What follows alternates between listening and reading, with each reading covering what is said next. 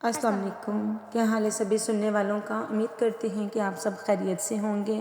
اللہ پاک آپ سب کو اپنے حفظ و مان میں رکھے۔ ناظرین، جن اللہ تعالیٰ کی مخلوق ہے جنہیں انسان کی پیدائش سے قبل پیدا کیا گیا، اور اس مخلوق کے وجود پر کسی بحث کی ضرورت نہیں۔ مسلمان جنات کے وجود کا انکار نہیں کر سکتے، کفار بھی جنات کے وجود کے قائل ہیں۔ وہ کہتے ہیں معمولی سی ایک جماعت ہے۔ اسلامی عقائد میں بھی جنات کے وجود کو متفقہ طور پر تسلیم کیا گیا ہے۔ اب جنات کی تخلیق کب اور کیسے ہوئی اور جنات کی خوراک کیا ہے، اس حوالے سے مزید بات کریں گے۔ اب تک ہم نے جتنی بھی جنات کی ویڈیوز بنائی ہیں ان میں ان کے عقائد بتائے ہیں، ان کے واقعات بتائے ہیں، ان کی پہچان بتائی ہے۔ یہ دراصل ایک جنات پر پوری ایک سیریز کے طور پر ہم کام کر رہے ہیں۔ آج جو ہم بات کریں گے وہ بات کریں گے جنات کی خوراک کے بارے میں کہ جنات کھاتے کیا ہیں۔ ناظرین، بعض تاریخ دان لکھتے ہیں کہ حضرت آدم علیہ السلام کی تخلیق سے 2000 سال قبل جنات کی تخلیق ہوئی تھی۔ جنات میں نیک و بد دونوں اقسام کے ہوتے ہیں، بزرگ بھی ہوتے ہیں، وہ روح زمین پر وارد ہوتے ہیں۔ انہی میں سے ایک جن کا نام ابلیس ہے، جو انسانوں کی دشمنی میں اندھا ہو گیا، اور اس نے نفس آدم کو بہکانے کے لیے قیامت تک کے لیے مہلت مانگ رکھی ہے۔ اللہ رب العزت نے اپنے پیارے نبی سیدنا حضرت سلیمان کے لیے جنات کو مسخر کر دیا، یعنی جنات ان کے مکمل قابو میں کر دیے گئے تھے۔ جنات سیدنا حضرت سلیمان علیہ السلام کے لیے ایسے کام کرتے تھے جن میں صلاحیت، دانشمندی، فنی صلاحیت ہوتی تھی۔ سورہ سبا میں اللہ تعالیٰ نے ارشاد فرمایا، اور ایسے جن اس کے تابع کر دیے جو اپنے رب کے حکم سے اس کے آگے کام کرتے تھے۔ ان میں سے جو ہمارے حکم کی ناگردانی کرتے، اس کو ہم بھڑکتی ہوئی آگ کا مزہ چکھاتے۔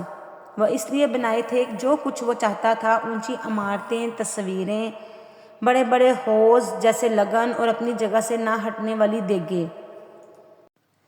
ناظرین، جنوں کے وجود کو تسلیم کرنے کی دلیل یہ ہے کہ اس سلسلے میں انبیاء کرام سے بہت سے واقعات نقل کیے گئے ہیں جن کی روایت عام ہے، جن سے یہ بات واضح طور پر معلوم ہوتی ہے کہ جنات ایک زندہ اور علم و عقل رکھنے والی مخلوق ہے۔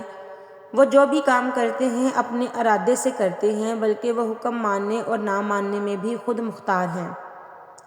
جن کوئی ایسی چیز نہیں جو انسان کے ذہن میں پیدا ایک گمان یا وہم ہو، بلکہ یہ ایک حقیقت ہے۔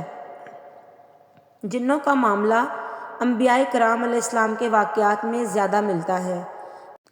جو شخص اپنے آپ کو انبیاء کرام علیہ السلام کی جماعت کا پیروکار سمجھتا ہے، اس کا جنات کے وجود سے انکار ناممکن ہے۔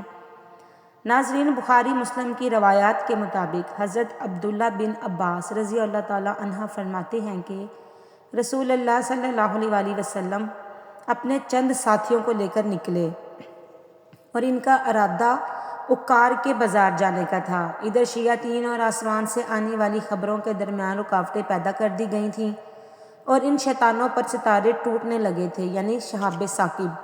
چنانچہ وہ اپنی قوم کے پاس خالی واپس آئے اور آ کر بتایا کہ ہمیں کوئی رکاوٹوں کا سامنا ہے، اور ہم پر شہاب ثاقب ستارہ کی مار پڑنے لگی ہے۔ وہ آپس میں کہتے کہ ایسا کسی بڑے واقعے کی وجہ سے ہو رہا ہے، لہٰذا مشرق و مغرب میں جاؤ اور دیکھو کہ یہ رکاوٹیں کیوں پیدا ہوئی ہیں۔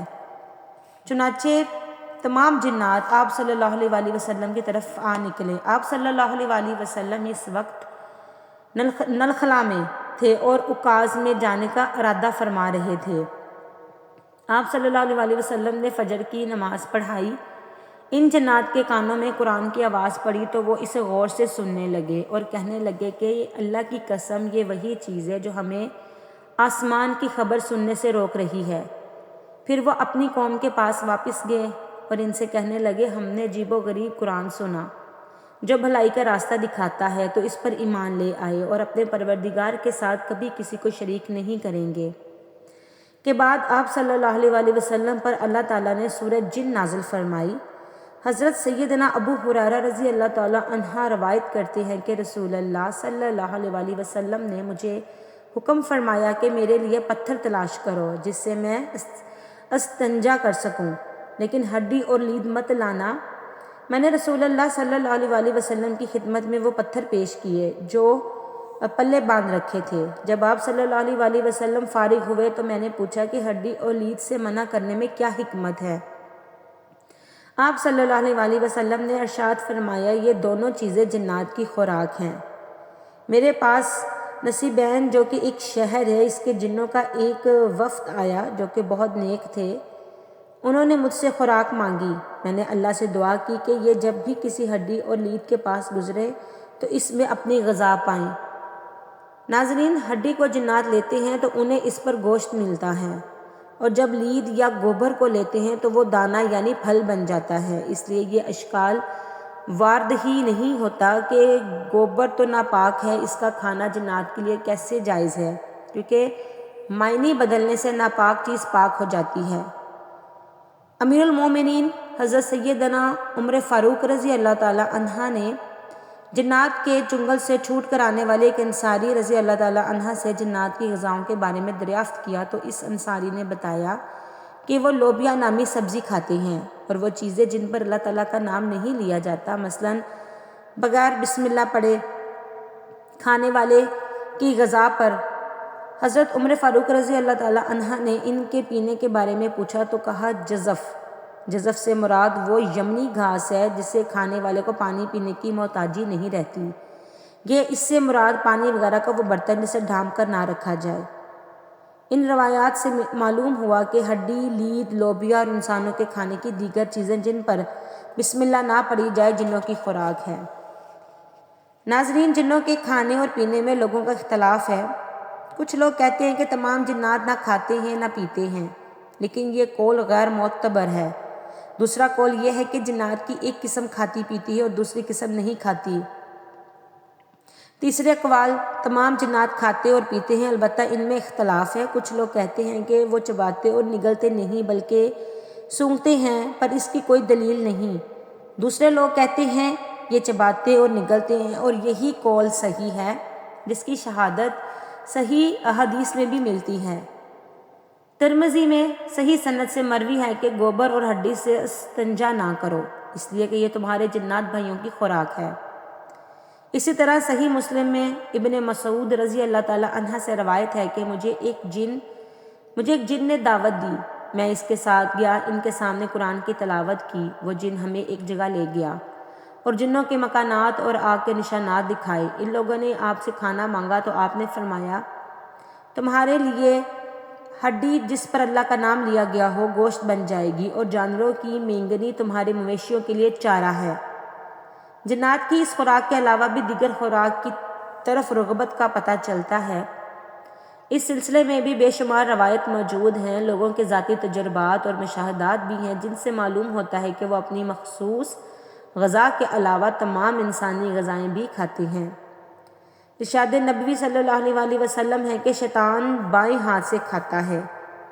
آپ صلی اللہ علیہ وسلم نے ہمیں اس کی مخالفت کا حکم دیا ہے۔ صحیح مسلم میں حضرت ابن عمر رضی اللہ تعالی عنہ سے روایت ہے کہ رسول اللہ صلی اللہ علیہ وسلم نے فرمایا، جب تم میں سے کوئی شخص کھائے تو دائیں ہاتھ سے کھانا چاہیے، اور جب پیے تو داہنے ہاتھ سے پینا چاہیے، کیونکہ شیطان بائیں ہاتھ سے کھاتا پیتا ہے۔